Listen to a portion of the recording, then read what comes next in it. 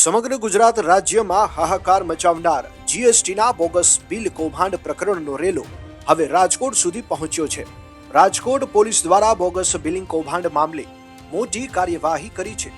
14 જેટલી પેઢીઓ પર એક સાથે દરોડા કરી કામગીરી હાથ ધરવામાં આવી હતી, જેમાં ભાવનગર, જામનગર, અમદાવાદ, વેરાવળ, કડી, મહેસાણા, ગાંધીનગર અને રાજકોટ શહેરના અલગ અલગ 4 સ્થળોનો સમાવેશ થાય છે. બોગસ પેઢી અને બોગસ બિલિંગના આધારે કરચોરી કરી સરકારને આર્થિક નુકસાન પહોંચાડનાર 5 આરોપીઓની ધરપકડ કરી વધુ તપાસ હાથ ધરી છે. જુઓ રાજકોટથી મિલન ત્રિવેદીનો રિપોર્ટ.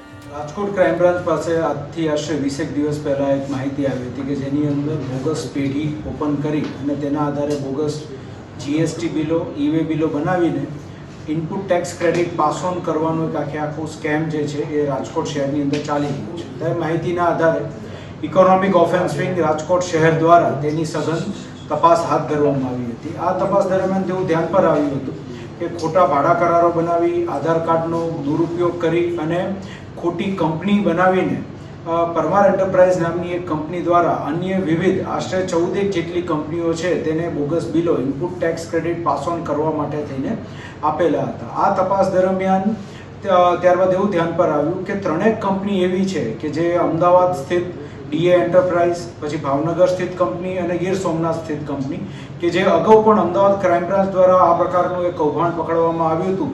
તે કૌભાંડની અંદર ધ્રુવી એન્ટરપ્રાઇઝ મેઇન કલ્પ્રેટ કંપની હતી. તેમની સાથે પણ આ પ્રકારનું એક આખું બોગસ બિલિંગનું કૌભાંડ આચરેલું છે.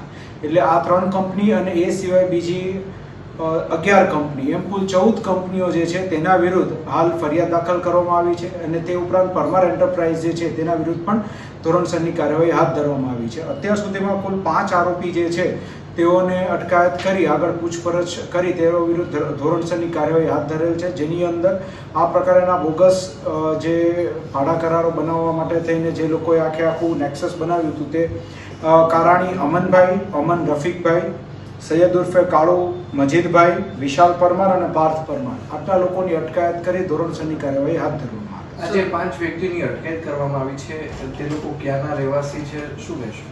આમાંથી જે અલગ અલગ વિસ્તારના રહેવાસી છે, જેમાં કારાણી અમન જે છે તે સુરેન્દ્રનગરનો રહેવાસી જે છે, અમન જે છે એ રાજકોટનો, સૈયદ અગેન આપણે અહીંયા હાલ રાજકોટની અંદર રહે છે, વિશાલ પરમાર અને પાર્થ પરમાર જે છે એ બંને લોકો સુરેન્દ્રનગર બાજુના રહેવાસી છે.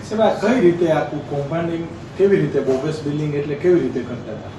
આ લોકોની જે મોડસ ઓપરેન્ડી છે એ પ્રમાણેની છે કે જે બિલ્સ બનાવવામાં આવે, કોઈ પણ પ્રોડક્ટ વેચવામાં આવે ત્યારે એક કંપની બીજી કંપનીને એક પ્રોડક્ટ વેચતી હોય એમાં ટેક્સ પોતે ભરી દીધો છે એ મુજબના બિલ્સ બનાવી દે છે. ખોટા બિલ હોય, ખરેખર પ્રોડક્ટનું વેચાણ ન થયું હોય. ફર્ધર એ બિલ્સ જે છે એ પાસ ઓન કરવામાં આવે. ફાઇનલી જ્યારે કોઈ પણ જે એન્ડ પ્રોડક્ટનો જે બિઝનેસમેન જે હોય એ એન્ડ પ્રોડક્ટમાં ઘણીવાર આ પ્રકારની જે કંપનીઓ જે છે એ આવા બોગસ બિલો ખરીદી લઈને ઇનપુટ ટેક્સ ક્રેડિટ મેળવી લેતા હોય, જેથી કરીને તેઓને જ્યારે જીએસટી ભરવાનું થાય ત્યારે જીએસટી એટલું ઓછું ભરવાનું થાય અને તે લોકોની બચત થઈ શકે. તો આ એક 3 અલગ અલગ પ્રકારના કૌભાંડમાંનું આ એક કૌભાંડ છે કે જે આપણે અત્યારે પકડ્યું છે. આ ઉપરાંત અમારી પાસે બીજી પણ અન્ય આવી 4 થી 5 પેઢીઓની માહિતી છે કે જે લોકો આ પ્રકારના બોગસ ટેક્સ ક્રેડિટ કૌભાંડ સાથે જોડાયેલા છે. તેની પણ તપાસ શરૂમાં છે, જેના વિરુદ્ધ આગળ ભવિષ્યમાં કાયદેસર કાર્યવાહી કરવામાં આવશે. સર, એક સાથે દરોડો કરવામાં આવ્યો તો મોટી કાર્યવાહી, અત્યારે શું સ્ટેટસ છે? કાર્યવાહી ચાલુ છે? કઈ સ્થળોએ આ દરોડો? જે અમને માહિતી મળી હતી તે મુજબ અમે અલગ અલગ જિલ્લાઓની અંદર 14 સ્થળોએ દરોડા પાડેલા હતા, જેમાં સૌથી વધારે રાજકોટ અને રાજકોટ રૂરલ વિસ્તારની અંદર કંપનીઓ હતી. ત્યારબાદ ભાવનગર, ગીર સોમનાથ, જુનાગઢ, મહેસાણા, ગાંધીનગર, અમદાવાદ અને સુરત ખાતે પણ દરોડો પાડવામાં આવ્યો છે અને ત્યાંથી જે ઇન્ક્રિમિનેટિંગ એવિડન્સીસ છે, ડોક્યુમેન્ટરી એવિડન્સીસ છે, તે અમે લોકોએ હાલ કબજે કરીને જે એમાં એના માટે રિસ્પોન્સિબલ લોકો છે તે લોકોની પૂછપરછ ને બધું હાથ ધરવાની પ્રક્રિયા હાથ ધરી છે. સર, કરચોરીનો આંકડો અત્યાર સુધીમાં જે મેઇન આપણી જે પરમાર એન્ટરપ્રાઇઝ જે છે જેમાં ફરિયાદ દાખલ થઈ છે એમાં 61 લાખની આસપાસનું ઇનપુટ ટેક્સ ક્રેડિટ કૌભાંડ છે. પણ ત્યારબાદ આજે અલગ અલગ કંપનીઝ પાસેથી જે એવિડન્સીસ મેળવ્યા છે તેનું વિશ્લેષણ કરી આગળ આંકડો કોઈ મોટો આવે છે કે કેમ તે આપણે જાણી શકીશું. એ એન્ટરપ્રાઇઝની વાત કરીએ તો મનોજકુમાર લાંગાની તેમાં વાત છે, તો એમનો કયા પ્રકારનો રોલ છે ને આના તાર કોઈ પત્રકાર મહેશ લાંગા સુધી જોડાયેલા છે કે કેમ, શું કહેશો? હાલ અમારી જે તપાસ છે તેમાં જે 3 અલગ અલગ કંપનીઓ એવી છે કે જે અગાઉ પણ અમદાવાદ ક્રાઇમ બ્રાન્ચના ગુનાઓમાં સંડોવાયેલી છે.